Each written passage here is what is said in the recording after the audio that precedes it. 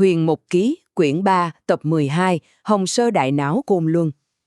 Kỳ thực thì, con đường dẫn tới Nhất Chỉ Phụng Kim Tâm Cốc mà Giao Chân vừa mới chỉ cho đám đệ tử Tử Vân Sơn hoàn toàn là đồ giả đấy thưa quý vị. Bởi vì vốn dĩ Giao Chân cũng có biết đó là cái nơi nào đâu. Trong lòng nàng lúc ấy vẫn luôn hoài nghi khó hiểu, tự hỏi vì sao Thiên Đế lại nói Côn Luân Sơn có cái nơi này mà lại còn chứa cả bảo bối nữa. Nhưng mà thôi, Giao Chân cũng chẳng buồn nghĩ nhiều làm gì, cứ lừa được bọn chúng đi vào ngõ cụt cái đã, rồi nàng thông thả quay về thuật lại cớ sự với mọi người. Quý vị thử nghĩ xem, cái đám người đa bảo lúc này ra sao? Ôi chà, vô cùng thê thảm. Cái lối rẽ ấy vốn dĩ là một con đường hiểm trở chứa đầy cạm bẫy mà. Bọn chúng vừa mới chật vật, trầy da tróc vảy thoát thân khỏi trận đồ đao kiếm rơi xuống như nêm, thì lại lập tức rơi ngay vào hiểm nguy của ngàn vạn cây mây quấn siết lấy người. Vừa mới vúc vả rút được cái chân từ trong bùn lầy thoát một cái đã bị cuốn phăng ngay vào những xoáy nước với cơ man nào là tảng đá kỳ quái va đập. Cứ qua một lúc, không phải từ trên trời giáng xuống một lưỡi đao sắc lẻm, thì lại là từ dưới đất đâm phập lên một thanh kiếm nhọn, rồi tên bắn tới liên tiếp như mưa. Đám đệ tử trở nên bối rối tán loạn tột độ, rất nhiều thần thú đạo hạnh thấp đi theo đã phải bỏng mạng, chôn xác ngay trên trận đồ này. Trái ngược hẳn với cảnh hỗn loạn khốc la bên kia, thì tại Côn Luân Sơn, nhóm của Giao Chân lại đang cười nói vô cùng vui vẻ. Hi Hòa cười mỉm cất cái giọng kiêu kỳ quen thuộc. Nơi Côn Luân sừng sững, lấp lánh tiên cảnh, núi cao hiểm trở, hang động kỳ bí, huyền ảo tịch mịch. Nếu không có chút bản lĩnh nào thì đâu dám đến đây làm càng. Những loài chó phịt hoang dã ấy dám đến đây tìm bảo bối sao? Lạng Khoát nghe vậy cũng gật gù phụ họa, phàn nàn cái chuyện đám đệ tử kia lười nhác việc trảm yêu trường ma mà Thiên Đế giao phó. Thành Loan thì cười tươi tắn bảo, thôi nào, yêu ma cũng xử lý phần lớn rồi. Con đường kia ta đang lo bài trí cạm bẫy vô ích, nay dùng để giáo huấn chúng một phen cũng được. Thế nhưng, giữa những tiếng cười đùa vang vọng ấy, Phong Tiềm lại lộ rõ nét âu lo. Chàng gọi Giao Chân ra một bên, ngập ngừng cất giọng ngột ngạt đầy dè dặt. Nhóm người đó dù sao cũng là đệ tử của sư thúc Thông Thiên giáo chủ. Dẫu sao chúng ta cũng nên đến đó xem thử, thấy được rồi thì thả chúng ra. Giao Chân nghe vậy, khẽ buông một tiếng thở dài, vẻ mặt làm như chẳng có chuyện gì to tát. Giọng điệu của nàng vẫn điềm nhiên, phớt lờ. Ồ dạo, cũng chỉ là dẫn chúng một lúc thôi mà, sẽ không có nguy hiểm gì đâu. Nhưng Phong Tiềm liếc nhìn nàng, đưa tay đánh nhẹ vào đầu nàng một cái mà nhắc nhở. Sẽ không có nguy hiểm được sao? Đó đều là những cạm bẫy trảm yêu trừ ma không có chút sai sót của chúng ta đó, Bình Nam Đại Nguyên Soái à. Giao Chân đành chép miệng, giọng miễn cưỡng đáp lời. Thôi được rồi, muội đang định đánh một giấc, sư huynh đã có chỉ lệnh như vậy lẽ nào không thực hiện cho được, chúng ta đi thôi. Khi Giao Chân và Phong Tiềm đến nơi, đứng lơ lửng giữa lưng chừng trời nhìn xuống đám đệ tử Tử Vân Sơn đang tơi tả, bất kham, nàng thật sự không nhịn được mà bật cười phá lên. Đa Bảo đang chật vật bò dưới đất, ngẩng phát mặt lên, nhận ra ngay cô nương vừa chỉ đường cho mình, liền tức tối quát lớn. Chính là ngươi, chỉ cho chúng ta con đường này là giả. Ngay lập tức, nụ cười trên môi Giao Chân thu lại, nàng trở nên cực kỳ nghiêm khắc, thanh âm vang rờn mang theo uy quyền tuyệt đối giáng thẳng xuống. Thiên Đế lệnh cho các ngươi tới đây để trảm yêu trường ma. Các ngươi làm gì ở đây vậy? Không sai, ta không những biết con đường này là giả, mà còn biết nơi đây đầy rẫy hiểm nguy, chính là để cho các ngươi nếm được bài học giáo huấn. Đa Bảo và Ngọc Đẩu nghe những lời ấy thì giận đùng đùng, dẫm chân bay lên không trung định ăn thua đủ với nàng. Nhưng mà Giao Chân đâu có để chúng làm càng dễ dàng thế. Nàng chỉ gầm lên một tiếng uy dũng. Tức thì, từ 4 phương 8 hướng trong rừng rú, 8 con kỳ lân, 9 con sâu ngu, 10 con mãnh hổ uy phong lẫm liệt, đồng loạt nhảy vọt lên không trung. Bọn chúng dàn thành một trận đồ áp đảo, uy thế ngất trời, chỉ chực chờ Giao Chân hạ lệnh một tiếng là đồng loạt xuất kích xé xác kẻ thù. Đa Bảo Ngọc Đẩu thấy uy thế kinh hồn ấy liền co rúm người lại, vội vàng chùng bước e sợ. Giao Chân thần sắc tuy đã dịu xuống đôi chút, nhưng lời lẽ buông ra vẫn lạnh lùng đanh thép. Các người hãy lui về đi, nơi núi Côn Luân Sơn này không hề có bảo bối gì, sau này đừng đến đây nữa. Đám người Đa Bảo liếc nhìn nhau, biết bề không thể nào chống cự nổi, đành hậm hực ôn hận dẫn xác ra về. Bọn chúng thảm bại mang cái bộ mặt xám xịt quay về Tử Vân Sơn tăm tối. Việc đầu tiên là lết đến bẩm báo ngay với Thông Thiên giáo chủ. Đa Bảo vừa quỳ vừa ấm ức tố cáo rằng có một nữ tử lòng dạ hiểm ác lừa chúng vào bẫy, khiến chúng thua thảm hại nhường này.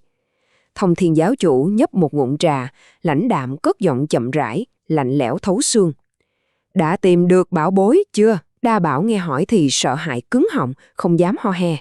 Ngọc Đậu thấy thế liền liến thoáng đỡ lời, Bịa chuyện cho rằng bảo bối đã bị nữ tử kia giấu đi mất rồi. Ả cố tình chỉ sai đường, và thần thú Côn Luân đều nhất nhất nghe lời Ả tăm tắp. Nghe đến đoạn này, Thông Thiên giáo chủ khựng lại, đặt mạnh ly trà xuống bàn. Ánh mắt ông ta sắc lạnh hạch hỏi, nữ tử đó có phải không cao lắm, gương mặt thanh tú tròn trịa, lại còn có một cái răng hổ phải không? Ngọc Đũ vội vàng gật đầu xác nhận, dạ, chính là Ả. Khoảnh khắc ấy, nét mặt Thông Thiên giáo chủ đột nhiên trở nên u ám đến rợn người. Trong đầu ông ta trỗi lên một tràng suy tính vô cùng đen tối, nọc độc tuôn trào trong từng ý niệm. Lại là Giao Chân nhà ngươi, thật sự không biết trời cao đất dày là gì, việc của ta mà ngươi cũng dám quản. Xem ra lần này nếu ta không dạy dỗ ngươi một trận, thì ngươi sẽ không biết bản thân mình là ai. Ông ta phẩy tay áo lạnh nhạt bảo chúng lui ra. Nhưng ngay khi Đa Bảo và Ngọc Đẩu vừa mới quay lưng đi, ông ta lại gọi giật lại. Hai tên đệ tử nơm nớp tiến đến sát bên.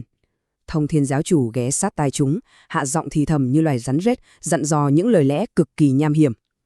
Để sư phụ nói cho các ngươi hay, Thiên đế từng nói bảo bối đó là pháp khí trừ yêu diệt ma. Nhất định Ả ta sẽ sử dụng đến, đợi khi Ả bị con hung thú ép đến đường cùng, không để ý, các người hãy nhân cơ hội đó mà lao xuống, cướp lấy. Ngọc Đẩu và Đa Bảo nghe xong diệu kế, ánh mắt lập tức lóe lên sự tham lam tột độ, liên tục gật đầu đắc ý. Trở lại phía bên kia, Cung Luân Sơn vừa yên ả chưa được mấy ngày. Ngày hôm đó, Giao Chân và Phong Tiềm đang chuẩn bị từ biệt mọi người để trở về Ngọc Kinh Sơn. Khung cảnh lúc ấy đang thanh bình lạ thế, thì đột nhiên, từ phía chân trời đằng xa vọng lại một tràng âm thanh rầm, trầm, kinh động cả càn khôn. Bằng kinh nghiệm chinh chiến dạng dày bao năm nơi Nam Châu, Giao Chân ngay lập tức đánh hơi ra sắc khí ngút ngàn. Ánh mắt nàng biến sắc, chắc chắn có điều chẳng lành sắp giáng xuống rồi. Và quả nhiên, chỉ trong chớp mắt, không gian như vỡ toát ra. Bầu trời Côn Luân Sơn bỗng xuất hiện một con quái thú vô cùng kinh hãi. Quý vị biết hung thú ấy hình thù ra sao không? Toàn thân nó đỏ rực lên như máu, đôi cánh lớn dang rộng giống hệt như cánh dơi, thân hình đồ sộ tựa như khủng long thời tiền sử vậy. Đầu nó hình tam giác, tai và cằm nhọn hoắt tà ác, đôi mắt đỏ ngầu hung hãn. Và đáng sợ nhất là trong chiếc mõm đầy răng nanh sắc nhọn của nó đang ngầm sẵn một quả cầu lửa khổng lồ cháy rực. Quái thú đó gầm thét, nhắm thẳng hướng Giao Chân và Phong Tiềm mà xé gió lai tới. Tốc độ của nó nhanh đến mức kinh hồn bạt vía, khiến người ta cựa mình cũng không kịp. Cẩn thận, Giao Chân chỉ kịp thét lên một tiếng xé lòng, dùng hết sức bình sinh đẩy mạnh Phong Tiềm văng sang một bên. Ngay cả khẩu khuyết tránh lửa, nàng cũng chẳng kịp đập nữa. Quả cầu lửa oan nghiệt ấy giáng thẳng xuống, Giao Chân lao thân lên, lấy chính nhục thân của mình đỡ thay cho Phong Tiềm. Lửa ngùn ngụt bùng lên, thiêu đốt bả vai trái của Giao Chân đến phỏng đỏ rực, đấn đầu thấu tận xương tủy. Còn quái thú tàn bạo đó chính là Hồng Sơ, món quà ác hiểm mà Ma Vương từng tặng cho Thông Thiên. Nay, Thông Thiên đem Hồng Sơ tới chính là để dồn Giao Chân vào chỗ chết, ép nàng phải xuất bảo bối ra dùng. Và ở tuốt trên những tầng mây cao vuốt kia, ẩn mình sau lớp sương mù che khuất, Ngọc Đẩu và Đa Bảo đang lạnh lùng khoanh tay ngồi quan sát. Chúng hệt như những con kền cờn chực chờ xác thối, đôi mắt rực lên vẻ tham lam nham hiểm, hoàn toàn vô cảm trước sinh mạng đang ngàn cân treo sợi tóc bên dưới. Chỉ chờ Giao Chân mang bảo bối ra đối phó với Hồng Sơ, chúng sẽ lập tức lao xuống cướp đoạt. Với bọn chúng, Giao Chân có bị thiêu sống ngày lúc này thì cũng chỉ là cái giá phải trả để rửa hận cho việc nàng dám lừa chúng vào bẫy khi trước mà thôi. Ở bên dưới, chiến cuộc đã sớm trở nên tuyệt vọng rồi. Hung thú Hồng Sơ liên tục phun ra những cơn báo lửa dữ dội, thiêu đốt cạn kiệt cả bầu trời Côn Luân. Dù các thần thú vô cùng muốn xông lên ứng cứu, nhưng lửa tà bạo liệt khiến không một ai có thể áp sát được. Giao Chân và Phong Tiềm chống đỡ trong muôn vàn khổ sở. Giữa vòng vây lửa cuồn cuộn, Giao Chân thở dốc, nén cơn đau xé thịt nơi bả vai, giọng khàn đặc, đứt quãng gào lớn. Sư huynh, Huỳnh hãy mau trở về Ngọc Kinh Sơn để tìm thêm viện binh đến đây. Phong Tiềm mắt đỏ hoe, cắn răng hét lại. Giờ ta sẽ đi ngay, muội ở lại nhất định phải cẩn thận. Ngay khi Phong Tiềm vừa cất mình rời đi, Thanh Loan, Hi Hòa cùng mọi người định lao ra liều chết để ứng cứu Giao Chân. Nhưng nàng đã nhanh tay tung ra một pháp thuật, vung lên một chiếc lồng ánh sáng màu tím khổng lồ, ấp gọn tất cả mọi người vào trong. Chụp chiếc lồng lại, họ mới được bảo toàn tính mạng trước biển lửa tà ác. Thế nhưng, cũng chính chiếc lồng ấy đã chia cắt ranh giới sinh tử. Một mình Giao Chân, hoàn toàn đơn độc đứng bên ngoài vách lồng, tự mình đối mặt với con quái vật hung hãn khác thường ngay trước mắt. Bị mắc kẹt bên trong lớp ánh sáng tím, Thanh Loan đập mạnh vào vách lồng, hoảng loạn gào thét đến lạc cả giọng từ sau lớp rào chắn ma thuật. Giao Chân, sao muội lại tự phụ như vậy? mau mở chiếc lồng này ra để mọi người giúp muội một tay. Một mình muội không địch nổi nó đâu.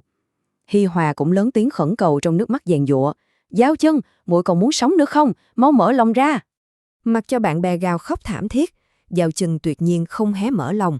Nàng dấn bước, một thân một mình giao đấu tử chiến với Hồng Sơ. Dù nàng đã liên tục niệm khẩu quyết tránh lửa, nhưng móng vuốt của ác thú Hồng Sơ thực sự quá sức sắc bén, quá mức tàn độc. Chỉ qua vài hiệp giao tranh, thân thể Giao Chân đã trúng trọn 4 năm vẹt cào xé chí mạng. Bả vai, lưng, rồi đến cả hai đầu gối của nàng đều bị xé rách toạc, máu tươi tuôn trào nhuộm đỏ ối cả vạt áo, từng nhịp thở đều trở nên nặng nhọc bế tắc, nhưng ánh mắt nàng vẫn kiên định ngùn ngụt sắc khí, quyết không thoái lui dù chỉ một bước. Mọi người đứng trong lòng nhìn thấy cảnh máu thịt tơi bời ấy, mà lòng dạ đứt từng khúc. Ngay trong cái khoảnh khắc ngàn cân treo sợi tóc ấy, chân trời bỗng lóe sáng rực rỡ. Phòng tìm rốt cuộc cũng đã quay trở lại rồi. Chàng mang theo một đoàn viện binh tinh nhuệ bậc nhất từ Ngọc Kinh Sơn, Thiệp Kiêu uy dũng, hậu đôn vững chãi, Xuyên Du mang kim sáp xuất thần, cùng Ngọc Đỉnh, Ma Cô và vô số sư huynh đệ khác, ồ ạt giáng phàm để tiếp ứng. Cuối cùng, bóng dáng đồng đạo cũng đã tới. Giao Chân nhìn thấy viện binh, chút gân cốt gắng gượng cuối cùng của nàng bỗng đứt lìa. Nàng yếu ớt vung tà áo, thu lại chiếc lồng tím. Trọng lực lúc này kéo tuột thân thể nàng từ trên mây rớt thẳng xuống mặt đất. Hai gối nàng khuỵu gập xuống, đôi tay run rẩy cắm chặt mũi kiếm xuống nền đất cứng để giữ cho cơ thể khỏi đổ gục. Nhưng lục phủ ngũ tạng đã trọng thương nát bấy. Nàng ho khan một tiếng, rồi liên tiếp nôn ra 3 ngụm máu tươi đỏ thẫm. Trước khi kịp nghe tiếng thét bàng hoàng của đồng môn, hơi thở của nàng cứ thế mờ dần, mờ dần. Mọi âm thanh nhạt nhoàng, trước mắt chỉ còn là một màu bóng tối bủa vây. Nàng ngất lịm đi. Phong Tìm hoảng loạn tột độ, xé giọng kêu lên. Mau đưa muội ấy đi dưỡng thương, mau lên. Thành Loan lập tức lao tới bế thóc cơ thể mềm nhũn, đầy máu của Giao Chân chạy thẳng vào động nhân ương sâu thẳm trong lòng núi.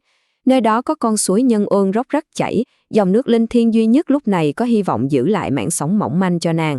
Họ cẩn thận đặt thân xác động máu của Giao Chân lên chiếc giường đá. Không gian bỗng chìm vào trầm mặc u hoài. Thanh Loan và Hi Hòa vội vã dùng đôi cánh của mình châm lấy dòng nước suối nhân ương thiêng liêng, tỉ mỉ đắp lên từng vết thương sâu hẫm của người bạn tri kỷ đang chìm sâu trong cơn hôn mê. Không gian trong động lúc này tĩnh lặng đến mức chỉ còn nghe thấy tiếng khóc nghẹn ngào. Hi Hòa vốn dĩ là người luôn điềm đạm nhất, kiêu kỳ nhất, vậy mà lúc này cũng không kìm được mà nước mắt giàn giụa. Nàng vừa khóc vừa nức nở từng cơn. Máu của muội ấy chảy quá nhiều rồi. Ở bên cạnh, đôi tay của Thanh Loan đã nhuốm đỏ toàn máu của Giao Chân từ lúc nào. Nhìn đôi tay run lẩy bẩy của mình, nghe tiếng khóc xé lòng của Hi Hòa, Thanh Loan òa lên, thanh âm run rẩy kinh hoàng trong sự sợ hãi tột độ. Muội ấy sẽ không chết chứ? Hi Hòa vội đưa tay lau vội dòng nước mắt, cố gắng hít một hơi thật sâu để tự trấn tĩnh bản thân mình.